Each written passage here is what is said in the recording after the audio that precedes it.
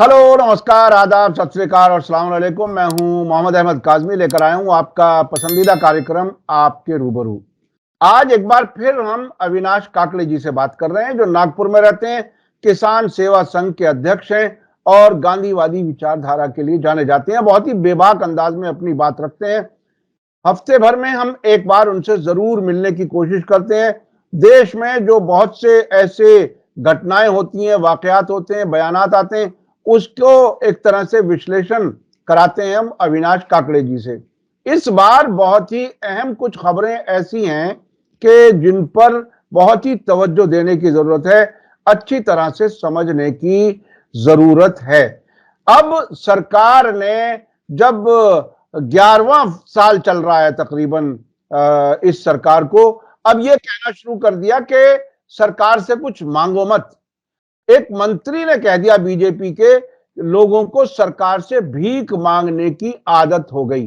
आपको याद है जब प्रधानमंत्री जी ने कहा था कि 80 करोड़ लोगों को हम 5 किलो अनाज दे रहे हैं, क्या कुछ है? यानी वो अनाज देना खुशी की बात थी या ये भीख मांगना अच्छी बात है? क्या कुछ है? आंकड़े क्या कुछ बता रहे हैं? देश की अर्थव्यवस्था किधर जा रही है? ये बहुत ही अहम बात है समझने की। उसके साथ साथ भारत का स्टॉक मार्केट बहुत ही बुरी तरह से गिरा है।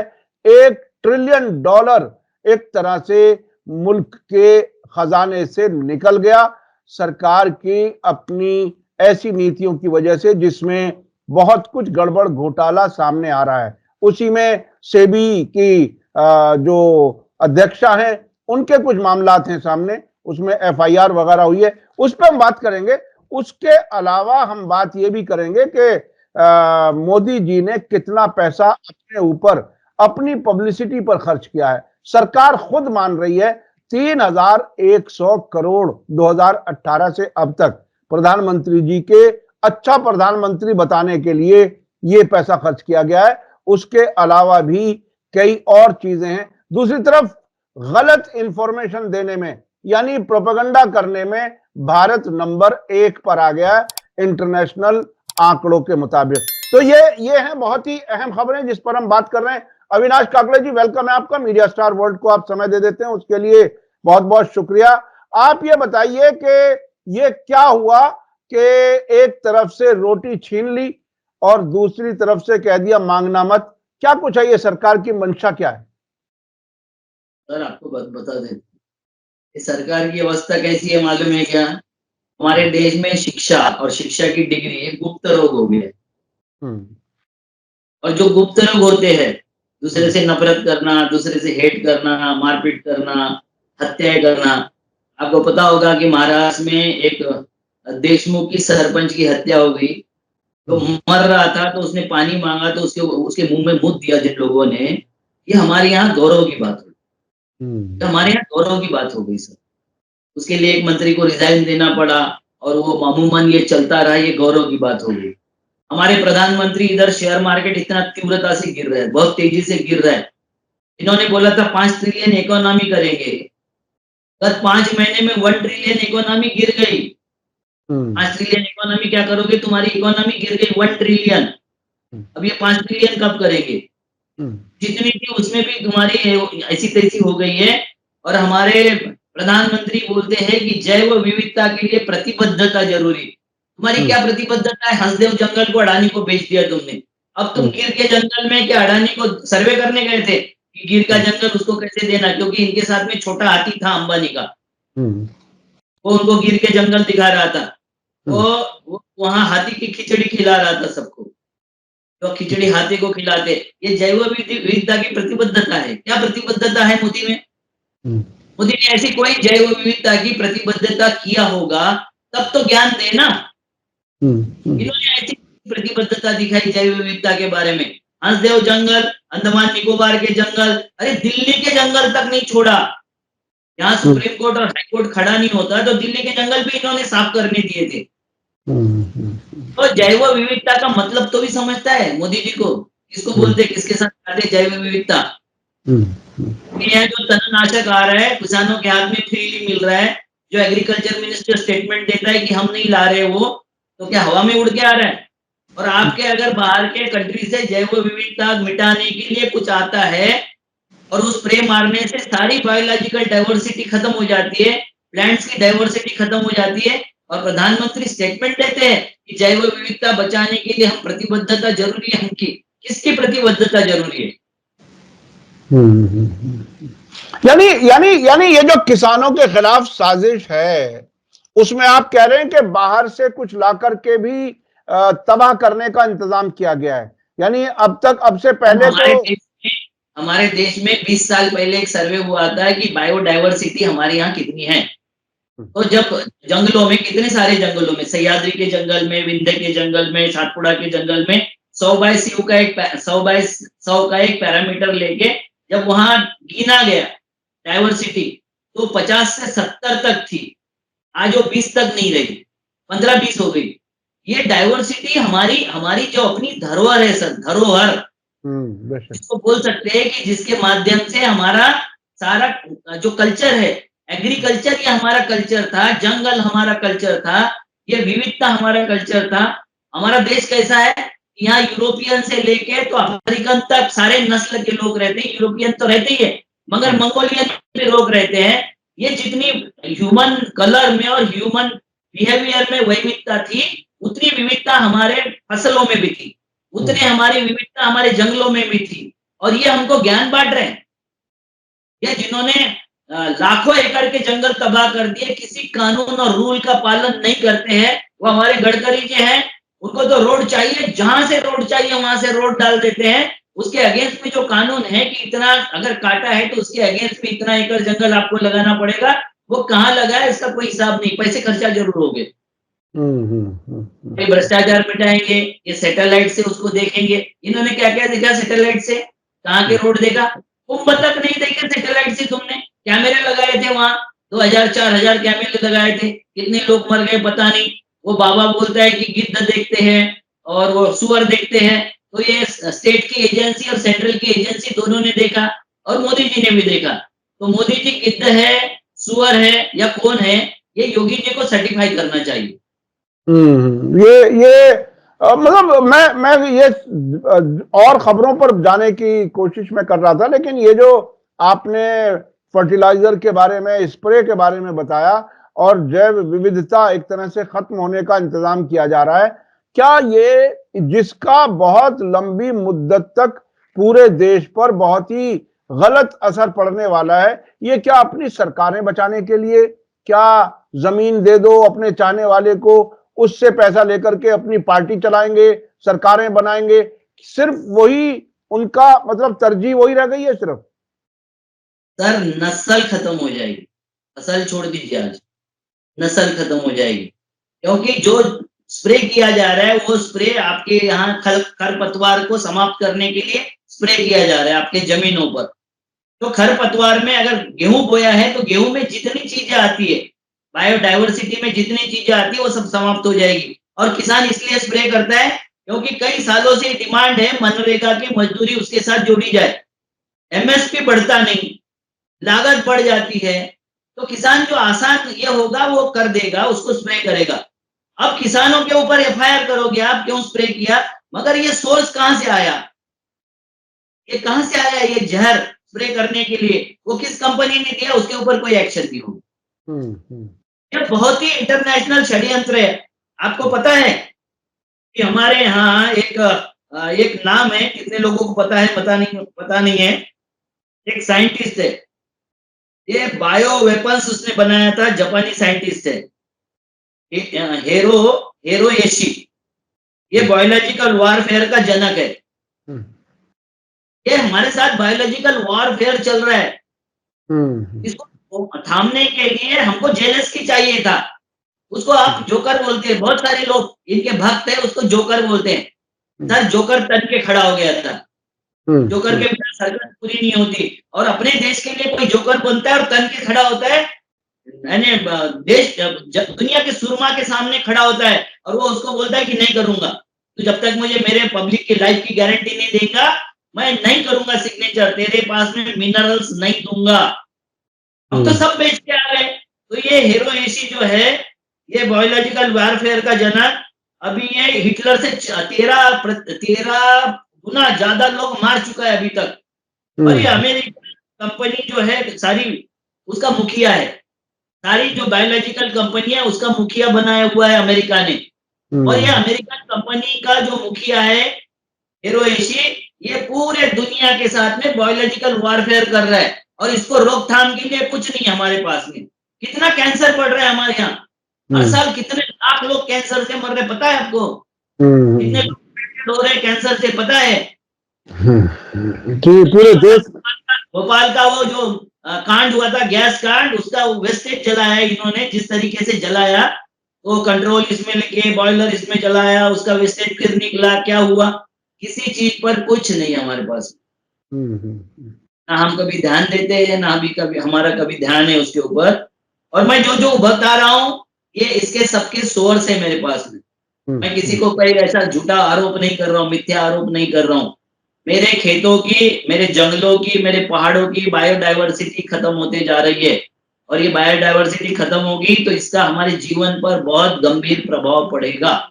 ये देखिए, बायोलॉजिकल वॉरफेयर तो बहुत ही खतरनाक चीज होती है, और उससे वाकई न सिर्फ फसल बल्कि नस्ल खत्म होगी, जो बात आपने कही। अच्छा, उसके आगे हम बढ़ते हैं। ये जो जिस तरह से एक तरफ तो कहते हैं कि लोगों को सरकार से भीख मांगने की आदत हो गई, दूसरी तरफ इनका ये स्टॉक एक्सचेंज, स्टॉक मार्केट इतना तेजी से गिरा, उधर बताया जा रहा है कि एक बहुत बड़ी रकम मोदी जी को बहुत अच्छा प्रधानमंत्री दिखाने के लिए खर्च की गई है, वो हमारे आपके पैसे से गई है ना?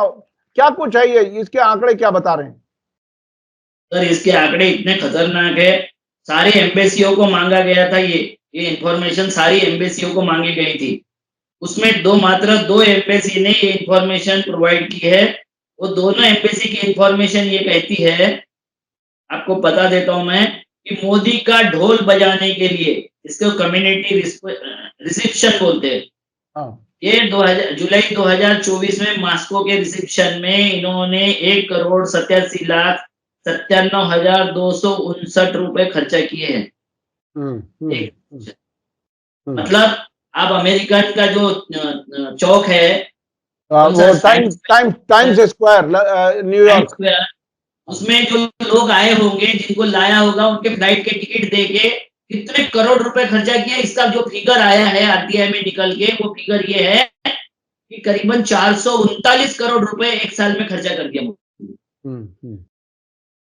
ये बिल्कुल अलग किस्म, अलग 5 साल में 439 करोड़ रुपए पब्लिक रिसेप्शन में खर्चा कर दिया, फॉरेन, हाँ, विदेशों में जाकर।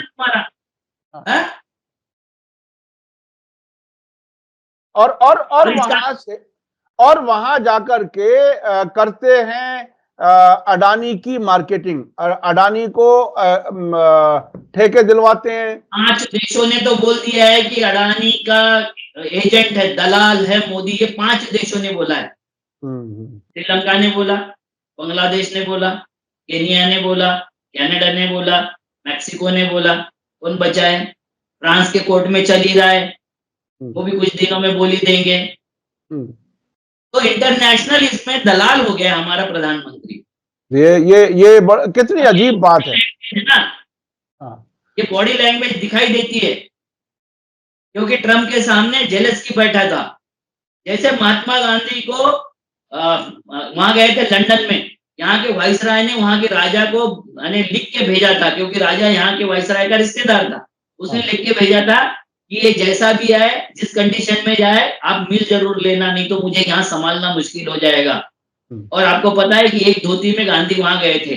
वो पूरे दुनिया का, जहां से मतलब सूरज उसके यहाँ ढलता भी नहीं था, डूबता भी नहीं था, सूरज रहता था 24 घंटे, ऐसे यहाँ का वो बादशाह था। और वो बादशाह ऐसा नहीं था कि अभी जैसे बादशाह है कि करने के लिए किसी को पूछना पड़ेगा या उनके ऊपर ब्लेम आ जाएगा। वो जिसको चाहे मार सकते थे, जिसको चाहे मिटा सकते थे। ऐसे बादशाह ने जब उनको पूछा कि मिस्टर गांधी, तेरे कपड़े कहाँ गए, तो उसने बोला तूने चुरा लिए। जेलेंस्की का जवाब मुझे उस लेवल पे लगा। बिल्कुल, जेलेंस्की से पूछा गया कि तुमने सूट क्यों नहीं पहना, तो उसने कहा कि जब जंग रुक जाएगी तब मैं ढंग के कपड़े पहनूंगा, उससे पहले मैं नहीं पहनूंगा। जेलेंस्की ने वाकई बड़ा एक कमाल किया है। पता नहीं अब आगे जाके वो झुक जाएगा, यूरोपीय मुल्क उसको झुका देंगे अमेरिका के सामने। जो भी करेगा आज के तारीख में यूरोप पूरा खड़ा हो गया उसके साथ में, और जो भी करेगा वो अपने देश के हित में करेगा, किसी अडानी और अंबानी के हित में नहीं करेगा। आपको बता देता हूँ कि ये मोदी का बड़ा भाई जो बैठा हुआ है वहां का एक पार्लियामेंट्रियन है, वो पार्लियामेंट में बोल रहा है कि हमारा लेबर मिनिस्ट्री, हमारी फाइनेंस मिनिस्ट्री, हमारी 2-3 एजुकेशन मिनिस्ट्री, ये 2-4 मिनिस्ट्री के नाम लेके बोला कि एलन मस्क चला रहा है। हमारे यहाँ 2 मिनिस्ट्री है, कल्चर और एजुकेशन, ये आरएसएस चलाती है, और बाकी सारी मिनिस्ट्री अडानी और अंबानी चलाते हैं। ये हालत है हमारे देश की। बड़ा मोदी वो कर रहा है, छोटा मोदी ये कर रहा है। और जो मिनिस्टर हैं उनकी हालत बड़ी अजीब है। मैं तो कभी कभी ये सोचता हूं कि खुद बीजेपी के एमपी और मिनिस्टर्स जो हैं वो अपने आप को जो गुम होता हुआ देखते होंगे, और आमदनी के रास्ते सारे बंद कर रखे हैं, सीधा जाए प्राइम मिनिस्टर ऑफिस में सब कुछ। तो अंदर अंदर ये लोग भी काफी परेशान होंगे, ऐसा मुझे लगता है। अच्छा, मध्य प्रदेश में काम करके आया, कई अफसरों से मिला, नाम नहीं बताऊंगा सर मैं, कई अफसरों से मिला। वो बोला किसी एमएलए का काम नहीं होता, किसी मंत्री का काम नहीं होता, मंत्री ट्रांसफर भी नहीं कर सकता अपने विभाग की। वहां के जो बनाए हुए हैं मोहन यादव जी, वो यहाँ हर महीने जो रकम देते हैं बस उतनी रकम का काम वो कर लेते हैं, बाकी किसी की सुनते नहीं। तो यानी स्टेट सरकारों से भी पैसा कमा करके यहाँ लाया जाता है, दिल्ली में हेडक्वार्टर में बीजेपी या जो भी आप कहें। यह बहुत ही दिलचस्प है। इस बार देखिए मोदी जी ने एक काम तो बहुत बड़ा किया है कि जो रिश्वत ली जाती थी ब्लैक में, उसको इलेक्टोरल बॉन्ड में बदल दिया, और कई तरीके से उन्होंने एक तरह से ब्लैक को व्हाइट करने का इंतजाम किया है। तो ये तो उनका एक अचरज भरा कारनामा तो है, आपको नहीं लगता? बिल्कुल सर, 31,000 करोड़ रुपए अगर हम खर्चा करते हमारे ढोल पीटने पर, ये अचरज भरा कारनामा ही तो है, और क्या है? जी जी जी बिल्कुल। कोई सरकारी मीडिया में आपने देखा होगा, प्राइवेट मीडिया या सरकारी मीडिया में जनता की समस्याओं को जगह मिलती है? कहीं नहीं मिलती, कहीं नहीं। जनता कहीं मर जाए चर्चा होती, कितने मीडिया ने चर्चा किया, दिल्ली प्लेटफॉर्म पर लोग मर गए, कुचल के मर गए। क्या किसी ने चर्चा? अरे साहब, वहां पुलिस लगा दी गई, मीडिया वालों को मार मार करके भगाया गया। बाकायदा मीडिया के जर्नलिस्ट ने बताया कि हमारे साथ बहुत बुरा किया है नई दिल्ली स्टेशन पर। तो ये खबरें ना जाएं लोगों तक। अच्छा, तो ये बताइए कि मोदी जी के बारे में एक एड छपा है अभी 2-3 दिन पहले, यहाँ दिल्ली के भी बड़े अखबारों में, सब में फ्रंट पेज अखबार, जिसमें NXT नेक्स्ट कोई एक सम्मेलन था, जिसमें पावर्ड बाई अडानी लिखा हुआ था और मोदी जी की तस्वीर ऊपर लगी हुई थी। उसे देखकर आपको कैसा लगा? मुझे ये लगा कि इसका चेयरमैन मोदी है, मुझे और क्या लगे, ऑफिशियल चेयरमैन मोदी है। ये ऑफिशियली नाम किसी के भी रहे होंगे चेयरमैन। देखो, मैं बहुत सारे शहरों में जाता हूँ और किसी के भी मित्रों के, दोस्तों के घर में, साथियों के घर में रुकता हूँ। मेरा ये कहना होता है कि उसका 7 बार खतावनी मेरे नाम से नहीं होगी, मगर उस घर में मेरे रहने का अधिकार है। तो खतावनी मोदी के नाम पे नहीं होगी, मगर वो सारी कंपनियां मोदी की है, यही समझ में आता है। दूसरा क्या समझ में आता है सर? इसमें कहाँ सोचने की बात है? दूसरी इतर सोचने की बात कहाँ है? ये बात, थोड़ा सा शेयर गिरता था तो मनमोहन सिंह की कॉलर पकड़ने दौड़ते थे ये लोग। अब एक भी आदमी नहीं पूछता कि 30 साल में पहली बार इतनी बड़ी गिरावट हो गई, देश का $1 ट्रिलियन डूब गया। कहाँ है मोदी? ये हमारे जो फेंटा है, छोटे फेंटा, उत्तर प्रदेश वाले, ये बोल रहे थे कि कुंभ से 3 लाख करोड़ रुपए का रेवेन्यू आएगा। मैं आपको रेवेन्यू मॉडल दिखाता हूँ कि स्टेट वाइड जीएसटी रेवेन्यू कितना हुआ। तो फरवरी 2025 में जो फिगर आए, महाराष्ट्र का 30,637 करोड़, कर्नाटका का 14,117 करोड़, गुजरात का 11,402 करोड़। महाराष्ट्र को इतना लूटने के बाद भी 11,000 मतलब 1/3 ही है। तमिलनाडु का 10,694 करोड़, हरियाणा का 9,925 करोड़, उत्तर प्रदेश का 9,155 करोड़। रेवेन्यू कहाँ गया? मतलब कुंभ में कितना खर्चा किया, उसका 1/3 तुम्हारा रेवेन्यू आया, और तुम बता रहे थे 3 लाख करोड़ का रेवेन्यू होगा। ये अपनी इकोनॉमी 1 ट्रिलियन बना रहे थे। होश की दवा करो यार। अच्छा अच्छा, इन्हें बताता कौन है ये? मतलब वो जो ये जो एक और स्टैटिस्टिक्स सामने आए हैं, आंकड़े सामने आए, भारत में सबसे ज्यादा मिस इन्फॉर्मेशन यानी प्रोपेगेंडा किया जाता है। तो क्या इसी तरह के ये जो बीजेपी के लीडर्स कुछ भी बोलते हैं और बाद में कुछ भी हो, फिर उसके बाद पीछे मुड़ के नहीं देखते, क्या इसी वजह से ऐसा हुआ? क्या क्या कुछ है, ये आंकड़े क्या बता रहे हैं? सर पहले देखो, हमारे यहाँ जो गिर रहा है, इकोनॉमिक स्तर गिर रहा है, वो कम्युनल हार्मनी नहीं रही। मैं बार बार बोलता हूँ, जब बिहार के लोगों के साथ में मेरा डिस्कशन होता था, एक सांसद के साथ में मेरा ये हो गया, विवाद हो गया था। वो बोल रहे थे कि सारा बिहार का प्रोविडेंट फंड का इसका उसका पैसा ले जाके आप मुंबई में इन्वेस्ट करते हो। बोला तो सुनो, मैंने अगर बिहार में फैक्ट्री लगाया और बिहार में फैक्ट्री में बिजली नहीं है तो मैं जनरेटर लगा लूंगा, रास्ता नहीं है तो मैं ट्रैक्टर से ढुलाई कर लूंगा, लेबर नहीं है या कोई स्किल्ड वर्कर नहीं है तो बाहर से लाके उनको टेंट बना के रखूंगा। मगर मेरे बेटे का अपहरण हो जाए या मेरा माल लूट जाए, तैयार माल बाहर जा रहा है मार्केट में, वो लूट जाए, तो मैं मेरी पुलिस नहीं रख सकता ना, मैं मेरी फौज नहीं रख सकता ना। ये संविधान ने हमको दिया नहीं। तो जिस देश का लॉ एंड ऑर्डर ठीक नहीं होगा, जिस देश में कम्युनल हार्मोनी नहीं होगी, जिस देश में खाली खुले झगड़े चलते होंगे, हिंदू मुसलमान दलित सवर्ण मारा मारी और ये सब चलते होंगे, जिस देश में कब कौन कहाँ मर जाए उसकी गिनती भी नहीं होती होगी, ऐसे देश में फॉरेन फंड आएगा क्यों? जिस देश में ऑफिशियली पता चल जाए कि सेबी का जो नियंत्रक है वही क्रिमिनल कॉन्स्पिरेसी में इन्वॉल्व है, जिस देश का प्राइम मिनिस्टर क्रिमिनल कॉन्स्पिरेसी में इन्वॉल्व है, उसका नाम नहीं आता क्योंकि उसको अभी संवैधानिक संरक्षण है। मतलब अभी अभी अमेरिका में जो गए थे डोभाल जी उनके साथ में, तो उनको वहां की सरकार ने बोला कि हमने नोटिस दे दिया, और ये वापस आया, यहाँ आके प्रेस में बोलते हैं कि नहीं नोटिस तो दे ही नहीं सकते क्योंकि डोभाल को संवैधानिक संरक्षण है।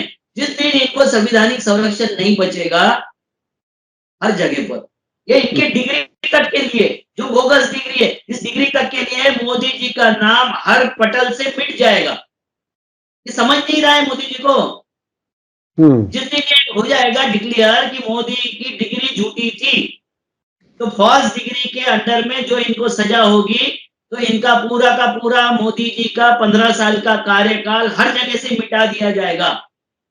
ना तो म्यूजियम में रहोगे, ना कहीं आपका नाम रहेगा, ना किसी हिस्ट्री में आपका नाम रहेगा। ये इनको क्या लगता है? नहीं, हिस्ट्री में यह तो आएगा कि एक प्रधानमंत्री था जिसने झूठी डिग्री पेश की और वो इतने लंबे अरसे तक देश पर राज करके चला गया। ये तो इतिहास में आएगा, क्यों नहीं आएगा? और जितना बुरा रहेगा उतना लिखा जाएगा हिस्ट्री में, मगर उनका जो होगा कार्यकाल वो नहीं लिखा जाएगा, वो कार्यकाल खत्म मान लिया जाएगा। ये मान लिया जाएगा कि 15 साल कोई नहीं था, अनारकी थी हमारे देश में, अनारकी से हमारा देश चला, ये मान लिया जाएगा। और इसको सब ज्यादा ये नहीं लगेगा, ये जो डिग्री है ये आसान प्रकरण नहीं है। आपको पता होगा कि दिल्ली के एक मिनिस्टर को डिग्री फॉल्स के सबमिट करने के चक्कर में 2 साल की जेल हो गई थी। जी जी जी जी बिल्कुल। नहीं होगी, ये क्या समझते हैं? हर वक्त यही रहेंगे बादशाह, यही राजा रहेंगे। उतना ही नमक डालना चाहिए आटे में कि जितना खाने योग्य रहे। नमक की रोटी नहीं बनाई जाती, ये नमक की रोटी बना रहे, हर जगह इनका यही चल रहा है। आप देखिए, केंद्र से बकाया वसूली के लिए मुकदमा लड़ना पड़ रहा है झारखंड को। कितनी है? तो ये 1.36 लाख रुपए, 1.36 लाख करोड़ इनके पास में बकाया है, दिल्ली सरकार के पास में। क्यों नहीं दे रहे? क्योंकि वहां चोरों की सरकार नहीं है। मतलब इनको जो कमीशन पहुंचा दे, इनका पपेट मुख्यमंत्री नहीं है। जो पपेट मुख्यमंत्री जहां जहां नहीं है वहां ये फंड नहीं देते, इनकी सरकार हो तो भी। यानी वहां से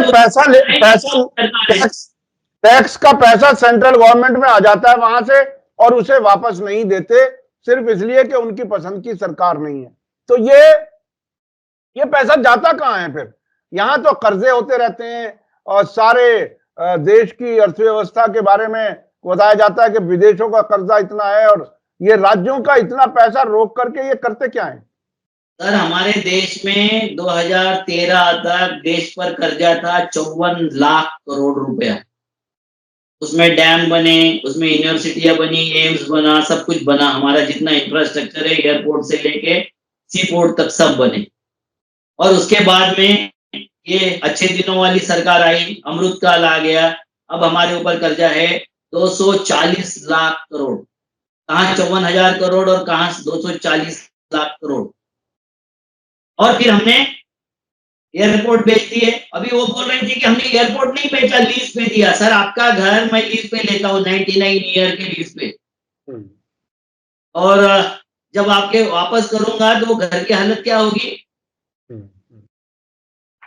अच्छा, कभी अगर अगर सरकार बदल जाए, मैं आपसे थोड़ा सा अलग से जानना चाहता हूं, ये जितने बेफिक्री से अपने दोस्तों को सब कुछ बेच रहे हैं, अगर सरकार बदल जाए कल आने वाले वक्त में, जाहिर है कभी तो बदलेगी, तो वो सरकार क्या ये सारे समझौते, ये सारी डील खत्म नहीं कर सकती? क्या कर लगता है? सकती है। तो सरकार में बिल है, देखो आपको बता देता हूँ। बैंक का राष्ट्रीयकरण हुआ था कि नहीं हुआ था?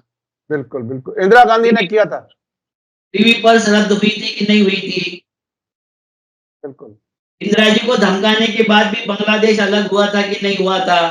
हम्म। सिक्किम राज्य हमारे देश में मिलाया गया था कि नहीं मिलाया गया था? हम्म। मगर उसके लिए सच में गुर्दा वाला प्राइम मिनिस्टर चाहिए। सच में जिसकी रीढ़ होगी मजबूत, ऐसा प्राइम मिनिस्टर। दलाल नहीं चाहिए। दलाल ना हो तो सब कुछ हो सकता है। दलाल ना हो तो सब कुछ हो सकता है। ये अब आने वाले वक्त में क्या कुछ ऐसा कुछ कभी होगा, ये खुद अपने आप में बड़ा सवाल बन गया है, क्योंकि ये जो पूंजीपति लोग हैं वो हर पार्टी को फंड करते हैं, हर पार्टी में कहीं ना कहीं अपना जुगाड़ बना करके रखते हैं, तो उनसे बचने का भी वो इंतजाम करते होंगे। कोई खास और बड़ी खबर रह गई हो तो जिसके बारे में आप कुछ बताना चाहें तो वक्त हमारे पास। अभी तो इतनी बड़ी-बड़ी इतना सर्वनाश हो गया है। ये जशोदा बहन का झूठ मिटाने के लिए उसने शादी के सबूत भी मिटा दिए। जशोदा बहन का स्टेटमेंट है। जब पत्रकारों ने मांगा स्टेटमेंट, एक जो पत्रकार है वहां के, उसको धमकी तक। मोदी जी की जो धर्म पत्नी जो होती थी उनके बारे में कह रहे ना? हाँ, वो धर्म पत्नी का वो पत्रकार है दर्शन देसाई, तब इंडियन एक्सप्रेस में था। उसने बताया कि जशोदा बहन को मैंने ढूंढ के निकाला था और जशोदा बहन से मैंने फोटो मांगा था, तो जशोदा बहन ने बोला कि ये सारे फोटो मिटा गया। तो ये अकेले नहीं है, ये काम तो ये भी कर रहे हैं। कौन कर रहे हैं? सारे के सारे करते सर, सारे।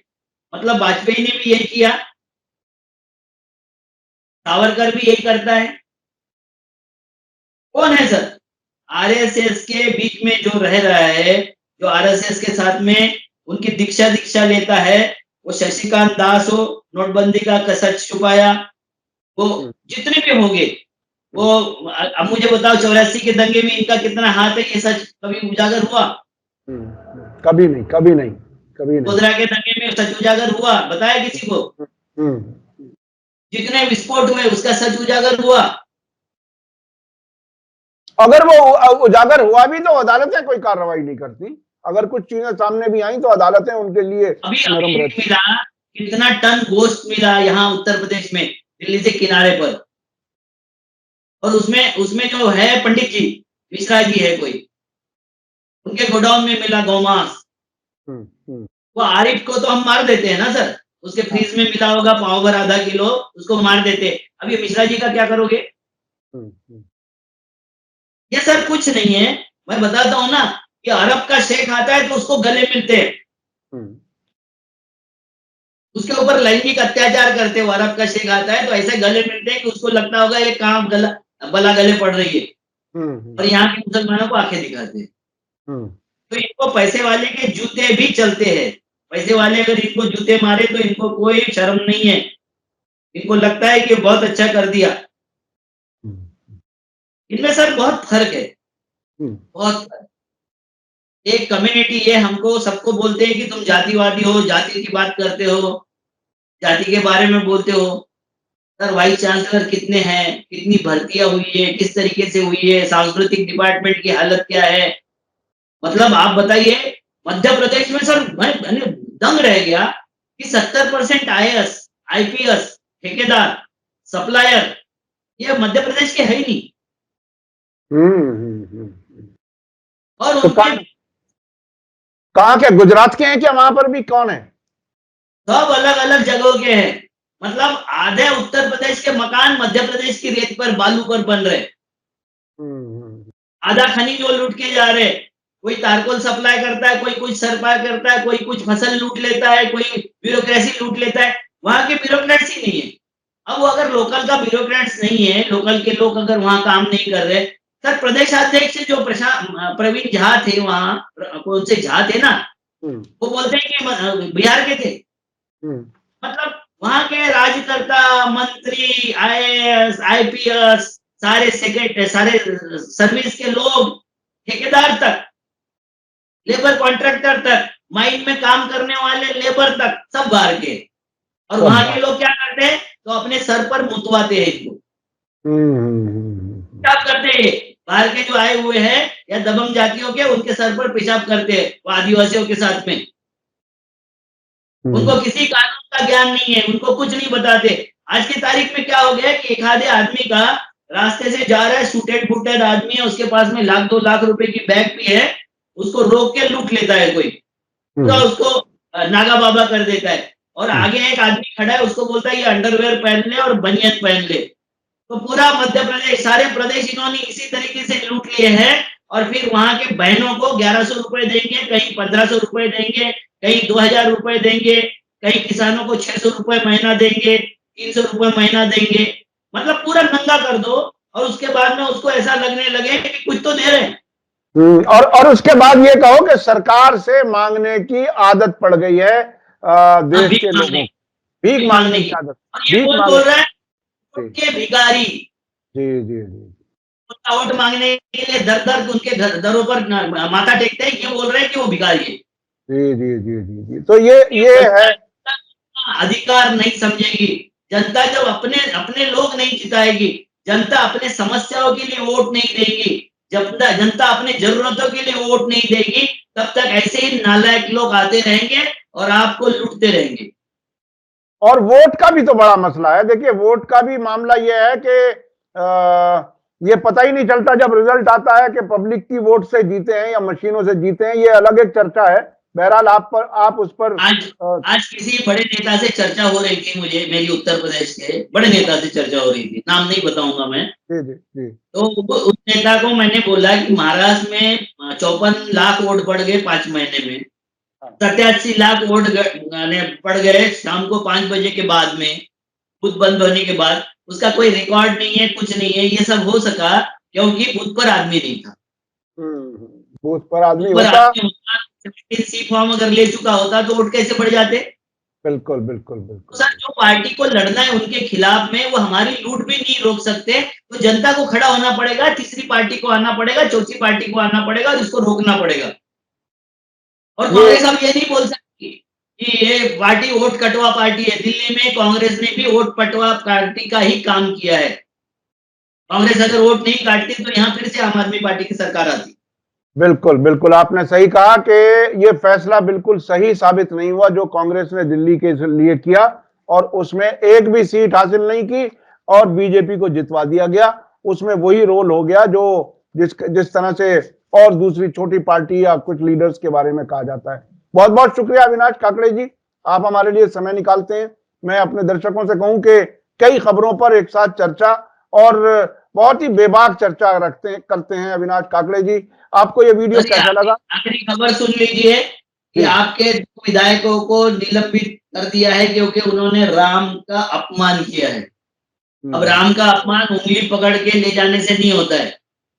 एक आदमी जिसका कद है 6 फीट और वो 2 फीट के राम को उंगली पकड़ के ले जा रहा है, उससे राम का अपमान नहीं होता है।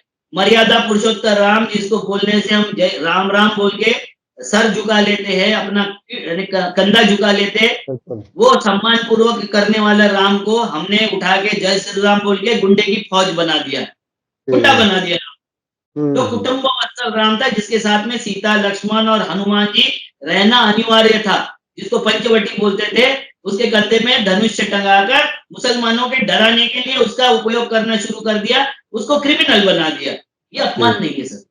जी जी, ये अपमान नहीं है, ये अपमान नहीं है। अब ये तो अपनी मर्जी से जैसे जिस चीज को डिफाइन करें वो इनकी अपनी मर्जी है, जिसको जैसे अपमान कह दें या सम्मान कह दें, कोई उनसे सवाल ना करे। इसीलिए प्रोपेगेंडे के सिलसिले में भारत नंबर 1 पर है। बहुत बहुत शुक्रिया अविनाश काकड़े जी।